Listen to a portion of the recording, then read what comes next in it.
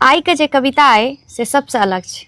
शीर्षक है माँ के ममता आ तामस में बसल हुनक स्नेह। माँ के ममता जे आँचर बनि लपेटैत अछि कि माँ के ममता जे ओ आँचर बनि लपेटैत अछि ओहि भाव में हुनक तामसो पिघलि जाइत अछि।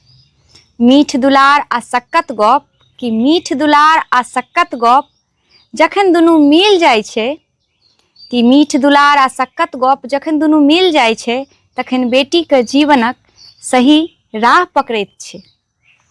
माँ के बिगड़नाइ ओहो में दुलार बसल होइ छै कि माँ के बिगड़नाइ ओहो में दुलार बसल होइ छै। हुनक रोक टोक में विचारक भविष्य बसल होइत छै जे उचित समय पर अस्थिर करे कि जे उचित समय पर अस्थिर करे समझ बूझ आ सम्हारि दिए ओही सँ बेटी के संस्कार आ मजबूती भेटैत छै कि जे उचित समय पर स्थिर करे समझ बूझ से सम्हारि लिया ओही सँ बेटी के संस्कार आ मजबूती भेटैत छै। माँ के दुलार सँ मोन कोमल बनैत अछि बेटी के। माँ के दुलार सँ मोन कोमल बनैत अछि बेटी के।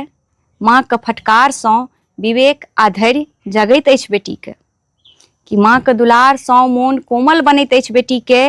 माँ के फटकार सँ विवेक आ धैर्य जगैत अछि बेटी के। माँ जखन आँगुर पकड़ि रास्ता देखबैत छथि तखन जिंदगी इजोरक पथ पर डेग बढ़बैत अछि बेटी के। तखन जिंदगी इजोरक पथ पर डेग बढ़बैत अछि बेटी के।